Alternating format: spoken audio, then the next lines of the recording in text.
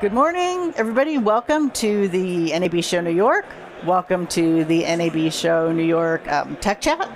I'm Christina Clapp. I'm here with Rob Deichert. We are talking about, let me make sure I get it right, fast audio's role in the future of streaming audio. And so building a connected experience for modern listeners via fast audio.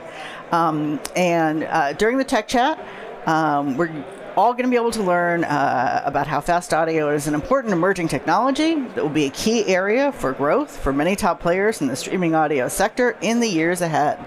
Also during the chat, Rob will discuss his POV on the future of streaming audio as we look to 2023 and share updates on the momentum that TuneIn has achieved thus far. So welcome. Thanks for having me. Absolutely. All right, so tell us about your company, TuneIn. So TuneIn, we've been around for 20 years. We are the biggest open platform globally for broadcast radio as well as spoken word audio.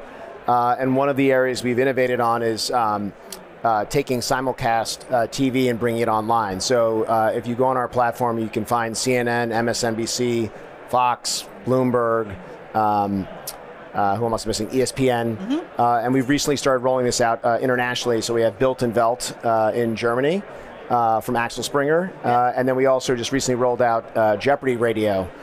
So we went back into the back catalog, and the executive producers hand selected some of the best of the Jeopardy from like 1984. So great. So it's great. We have about 80 million listeners globally, and we're on 200 different connected devices. So we are the tuner in Tesla, Rivian, so all the new EVs coming out. That's how you get radio in your car.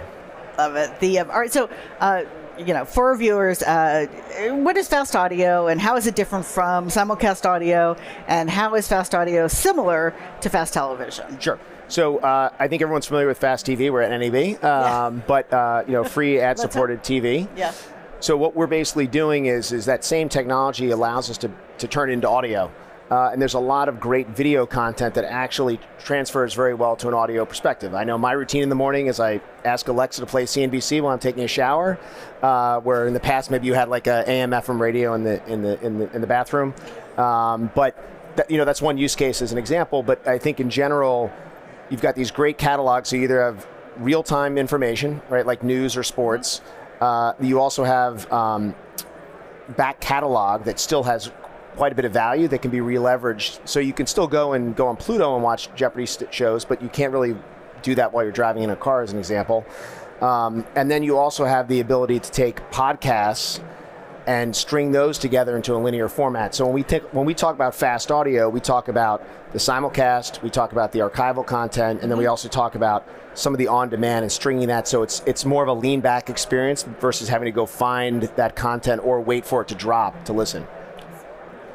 Very exciting. All right, so how can media companies integrate fast audio into their audio strategies? Well, you want to work with a person that has reach and distribution, so you want to meet the listener wherever they might be and make discovery easy. So people will work with us, as an example, as a distribution platform because we're global. We're on 200 connected devices. We have our own apps.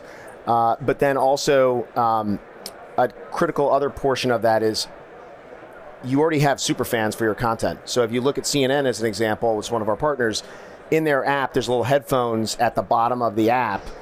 So if you're driving your car and you have your CNN app, you may not want to watch video while you're driving. It could be dangerous, but you can just click on the audio portion and just listen to the audio portion. Obviously, it uses less bandwidth, that sort of thing as well. So if you are a content creator or distributor, I think you have to look for someone that has a big footprint, that you can be everywhere, especially on smart speakers, because people will just call stuff out and you want to be able to be discovered.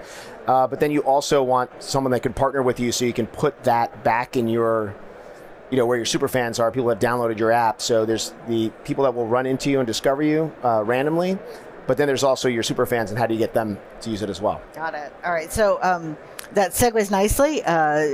How can fast audio be impactful for modern listeners in their content discovery journey? Yeah, so I think if you look at podcasts, for example, discovery is very hard. If you look at the top 20 podcasts, it's pretty much been the same list forever. And I know personally, I usually find new podcasts by listening to a podcaster that I listen to interviewing another podcaster. So discovery is definitely a challenging piece. So by creating these kind of curated stations, like we did one with Believe Sports, we're putting together best of this content. So you can just say, oh, interesting, I like sports, Believe, I'll just click on this, I'll start listening. You start to sample, you try it out, and then maybe you then really go and subscribe to that podcast as an example. So the idea that it's always on and you don't have to wait for something or find it is a great way that get adoption.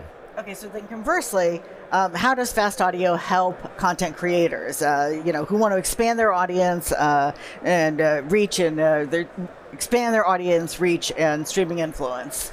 I mean, look, I think it's a couple different ways that it helps. So first off, your super fans, you can take archival content that they really want to see, because if you have a slot on a television station, like that's that 1 hour slot that you have. If someone wants to binge, right, we all know about binge consumption with Netflix, right? You drop Ozarks and then everyone watches it nonstop as an example. We're bingeable now. So we make it bingeable and bingeable when you're not just stuck in front of the television. And I think after COVID, most people probably want to get outside and start traveling again. So that's the beauty of audio. You can kind of go for a jog, a walk, or whatever. Your hot girl walk. Exactly, absolutely, yeah. Exactly. So I think that's one critical piece. And I think the other critical piece is just when you're in a curated environment where someone's coming in for local news or whatever, or national news, and then have these other adjacent content categories where you can now see, oh, wow, that's interesting. Jeopardy, oh, I like Jeopardy. I remember Jeopardy. I'll go listen to that. Or sports, I like sports talk. Oh, Believe, I'll go check that out. So I think that's the other piece too, is if you're in the right kind of dial location and we're the audio app, then that makes discovery easier. Right, absolutely, agree. Rob, thank you so much. Thank you. Congratulations on TuneIn. And folks, if you have questions, we can do them over in the networking lounge right there. And thanks so much for joining us. Thank you. All right.